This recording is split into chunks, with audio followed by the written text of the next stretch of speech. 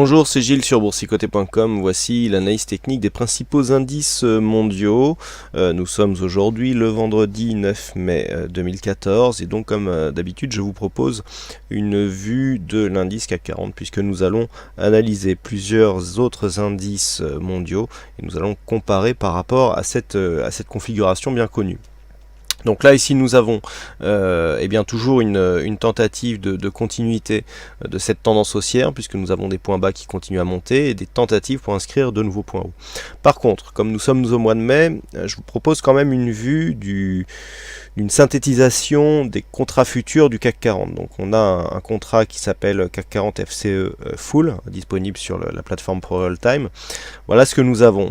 Pourquoi je vous montre ceci? Tout simplement pour vous indiquer que par rapport au contrat futur, le point haut qui ont été marqués hier, donc jeudi 8, n'ont pas permis ici une cassure du précédent point haut si on prend en compte les dividendes qui restent à verser jusqu'à l'échéance du contrat futur actuel.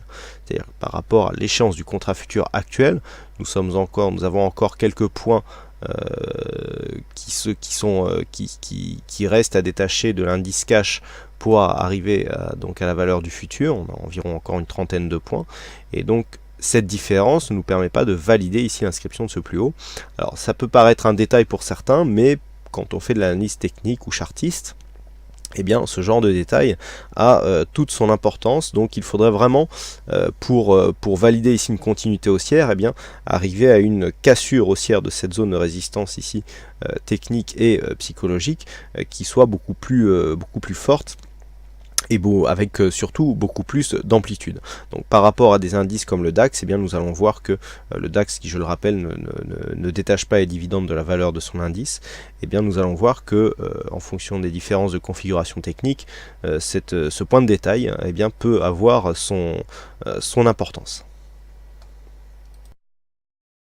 Et donc nous commençons cette analyse par le DAX, donc l'indice allemand, qui loin déjà d'avoir cassé ici ce précédent point haut, qui correspond au plus haut inscrit par le CAC, se trouve plutôt dans un biais baissier. Alors ce que nous pouvons constater, c'est que il y a de multiples attaques sur cette phase. Alors par rapport aux deux premiers points qui ont été définis, eh bien nous avons des attaques multiples. Alors c'est relatif, puisque nous pouvons considérer par exemple que si on réétalonne ici ce premier point de référence, si on étalonne ici ce premier point de référence, si toutefois j'arrive à l'attraper,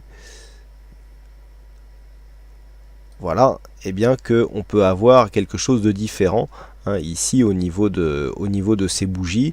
On peut avoir en fonction des points de référence que l'on prend. Donc là on considère que pour l'instant on n'arrive pas à casser cette zone de résistance. On n'est pas passé non plus par-dessus cette zone, et qui plus est, cette zone est encore en dessous d'une zone de point haut qui a été marquée sur le DAX en 2014. Alors cette configuration fait suite à une phase en automne où le DAX a fortement surperformé le reste des indices européens. Donc on a ce qu'on appelle un effet de rattrapage. Cet effet a été assez long à mettre en place, puisque la surperformance du DAX c'est vraiment faite sur la longueur, elle a duré pendant quelques mois, et donc nous assistons à un rééquilibrage des forces, notamment du DAX par rapport au CAC, puisque c'est ces deux indices que nous allons comparer. Qui plus est, le DAX paraît moins fort du fait que n'ayant pas de détachement de dividendes, eh bien il se compare plus au contrat futur du CAC 40 qui agit de la même manière. Et donc nous avons quelque chose qui ressemble un peu plus. Malgré tout, du point de vue de la configuration technique, ce que nous pouvons constater, c'est que le DAX a du mal à passer ici cette zone de résistance, alors même qu'hier il y a eu une forte phase de hausse sur l'indice parisien qui a provoqué l'inscription d'un nouveau plus haut. Techniquement, finalement, les deux configurations se ressemblent légèrement, mais nous avons quand même une sous-performance latente du DAX actuellement qui pourrait prendre fin, mais pour l'instant, ce que nous pouvons voir, c'est que cette sous-performance continue à durer. Donc techniquement, du point de vue du DAX, il faudrait dans un premier temps s'extirper de cette zone ici, donc sous cette zone de résistance ici inscrite en rouge, pour sortir ici d'une phase de consolidation. Si nous regardons ce qui se passe un petit peu du point de vue moyen terme, nous avons donc cette fameuse zone de support bleu qui est une zone donc moyen long terme qui est en train d'être attaquée mais qui n'est pas réellement cassée. Par rapport, je dirais, aux nombreux points de référence de cette zone de support et par rapport à l'amplitude qui provoque la cassure, nous sommes sur une zone long terme. On ne peut pas proprement parler encore de phase de cassure, puisqu'il n'y a pas eu de vrai mouvement baissier suite à la cassure de cette zone de support. Donc on teste, on peut dire que l'on est dans l'épaisseur du trait par rapport à cette phase. Par rapport à cette phase de consolidation aussi, donc on est vraiment entre deux zones qui donnent un espace d'évolution qui est en train de se rétrécir, puisque ces deux zones ici sont en train de se croiser. Donc il va falloir choisir. Sur ce genre de configuration, on donne une préférence sur la zone qui a le moins d'antériorité. Donc ici on est sur une phase de consolidation qui démarre de janvier, alors que nous avons un support ici qui a quelques années maintenant. Donc vraisemblablement on devrait avoir une sortie haussière. Donc cette sortie haussière serait confirmée par donc la cassure de cette résistance, mais surtout la cassure de cette zone de point haut et la continuité qui serait validée donc sur une cassure des 9795 points. On arrondira à 9800 qui devrait représenter une zone psychologique sur le DAX. Tant qu'on ne casse pas ces zones, on ne peut pas valider une continuité haussière. Par contre, si cette cassure venait à tarder, on pourrait effectivement avoir un retournement qui se traduirait ici par la rupture de ce point bas significatif. Nous avons ici un point bas sur cette bougie qui se situe à 9166. Sur un retournement avec une cassure baissière de 9166, là on aurait un changement de potentiel de tendance qui pourrait s'opérer sur la vue moyen terme du DAX, moyen voire long terme, si on venait aussi dans la foulée à casser cette zone à 8913 points. Du point de vue des indicateurs, on est relativement neutre, malgré ici une petite phase de hausse. On neutralise sur le court terme la tendance avec un RSI en zone neutre, idem pour le stochastique qui fait des croisements dans sa zone neutre, et le MACD qui nous donne peu d'amplitude, des volumes relativement équilibrés, on n'a vraiment aucun signal et une volatilité relativement stable, donc pas trop d'informations qui nous sont données par les indicateurs. Donc on s'en remet ici aux zones horizontales. Donc zone horizontale importante ici, 9721, nous avons deux points hauts sur cette zone. Donc la rupture de cette zone à la hausse nous donnerait déjà un premier signal, mais la validation finale se ferait sur une cassure haussière de cette zone des 9790, 9800 points. Et en dessous, donc nous avons ce point bas qui fait office de déclencheur de phase de consolidation qui se situe à 9166 points, validé ici par une seconde cassure sur 8913 points. Donc tout ça pour la tendance moyen terme. Sur le FTSE, nous avons aussi un mouvement qui vient tester ici cette zone de point haut. Alors donc, on avait une zone de point haut qui est définie ici sur plusieurs points hauts. Donc on a ici cette zone de point haut qui a fait suite ici à une forte phase de hausse qu'a connue l'indice l'été dernier. Qui a permis ici l'inscription de ce point haut à 6875 points. Et depuis mai dernier, donc depuis un an quasiment, eh bien, nous évoluons ici dans une zone légèrement haussière, que je considère plutôt comme neutre, avec ici cette zone de point haut qui continue à faire obstacle à une poursuite du mouvement haussier.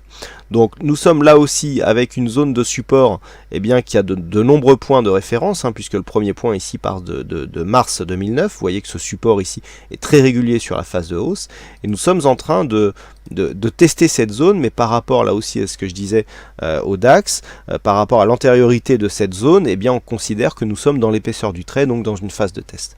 Par contre, ce qui approche ici, c'est cette zone de point haut. Alors, on est un petit peu comme sur le DAX, il faudrait venir casser ici cette zone à 9500 points pour déclencher un signal de consolidation. Le signal de consolidation sera vraiment entériné sur une cassure baissière des 6421 points, comme je vous l'avais indiqué la semaine dernière.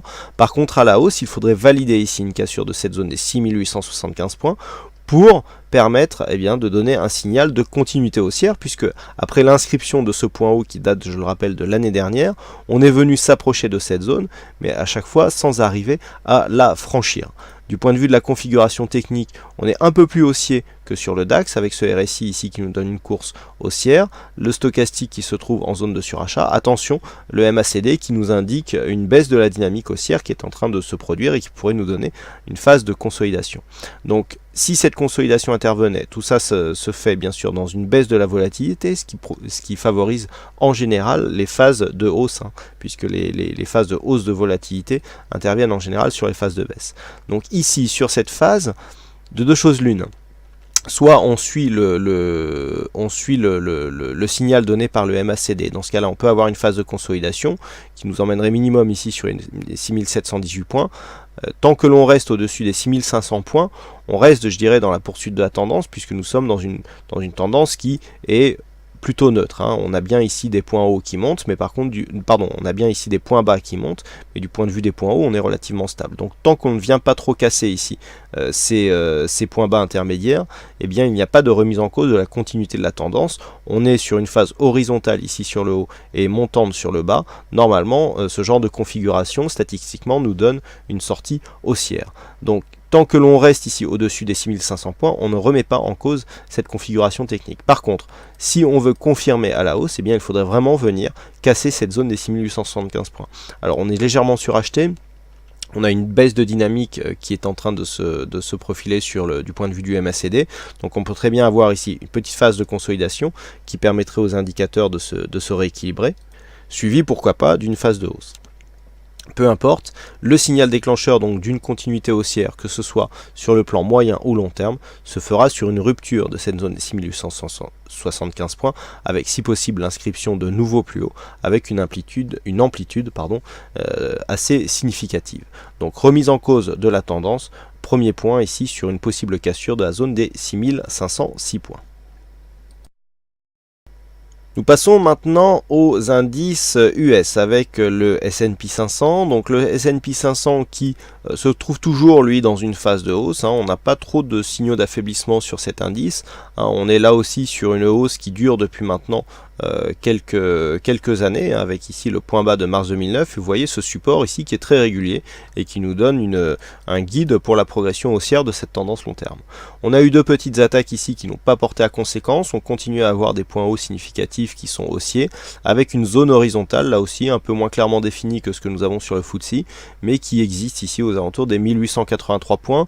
Il y a eu un point haut marqué donc le 4 avril, le point haut de référence sur le DAX et sur le CAC, qui est toujours un point haut significatif. On est un petit peu comme sur les autres indices. Il n'y a que le CAC quasiment dans les grands indices qui a inscrit un nouveau plus haut hier, mais j'expliquerai pourquoi aussi à la fin de cette analyse. Malgré tout, malgré la hausse donc qu'ont connu les marchés hier, et bien sur le S&P 500, nous n'avons pas de nouveau plus haut sur cette phase, d'autant plus que on a eu une phase de hausse dans un premier temps qui s'est réduite peu avant la fin de la séance. Donc là, c'est la zone à casser pour valider une poursuite du mouvement haussier, se situe à 1883 points. On est actuellement en train de tester cette zone, on est légèrement en dessus, puisque les contrats futurs nous donnent une évolution aux alentours des 1870 points au moment où je fais cette analyse. Donc on est pour l'instant dans une phase de neutralisation court terme, puisque nous avons ici la plupart des évolutions qui se fait entre 1848 et 1883 points, hormis cette attaque ici qui a permis un léger enfoncement ici de cette zone de support et un contact avec la zone horizontale qui se situe un étage plus bas, mais sans venir invalider ici des points bas significatifs qui sont pour l'instant relativement loin. Donc voilà, petite phase de consolidation, on revient ici sur une zone de points hauts, par contre on est toujours sur une phase de neutralisation. Petite préférence haussière du fait que la zone ici, la précédente zone de points hauts qui se situe à 1848 points, s'impose tout de même comme zone de support ici sur cette phase.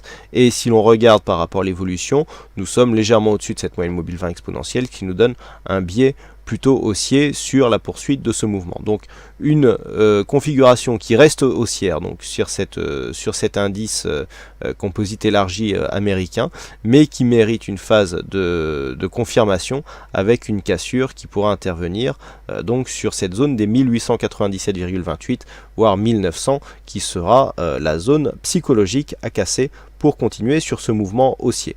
Nous sommes d'un point de vue de la configuration technique sur une zone relativement neutre, légèrement baissière ici du point de vue du stochastique qui envoie un signal avec un MACD relativement peu ample. Les volumes sont relativement équilibrés et la volatilité est aussi stabilisée à une zone relativement faible. Donc pour l'instant des petits signaux. Il faudrait vraiment ici une rupture de ces zones horizontales fortes pour invalider et inverser le sens du fond de la tendance. Sur le Nasdaq, nous avons une petite exception qui confirme la règle puisque le Nasdaq depuis maintenant quelques semaines se trouve dans une phase de consolidation. Alors je remets les choses en perspective, je rappelle que cette phase de consolidation fait suite à une accélération qui a été perçue donc dans la deuxième partie de l'année 2013 qui a surperformé le reste des autres indices, puisque si on regarde d'un point de vue global par rapport justement à 2009, on a cette phase de hausse ici alors qui est un peu moins clairement définie, mais avec des points bas alignés ici sur cette phase qui est relativement intéressante. Et ce que nous avons, et ça je vous l'avais commenté en temps réel, c'est que nous avons eu une accélération ici qui a permis l'inscription d'un trend secondaire et qui surperformait légèrement le reste des indices tant européens qu'américains. Et bien tout simplement nous revenons ici au contact de cette zone de support noir.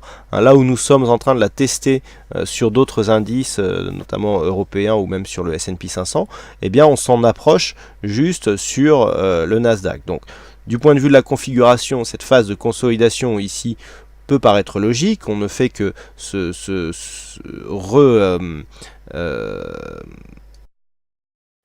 Et enfin sur le Nikkei, le risque baissier existe toujours avec cette zone de résistance qui dans un premier temps a failli être franchie ici. Il s'agissait d'une fausse sortie puisqu'on a réintégré ici avec inscription donc d'un contact sur la zone de point bas, et le rebond eh bien, a validé une continuité, donc une réintégration des cours sous cette zone de résistance puisqu'elle a confirmé cette résistance, et depuis nous nous approchons ici de cette zone horizontale. Donc comme je vous l'indique depuis maintenant quelques semaines, c'est vraiment cette zone des 14 000 points qu'il faut surveiller, puisque c'est un franchissement baissier de cette zone avec un signal de puissance qui nous donnerait une invalidation d'une continuité de la tendance de fond qui reste haussière.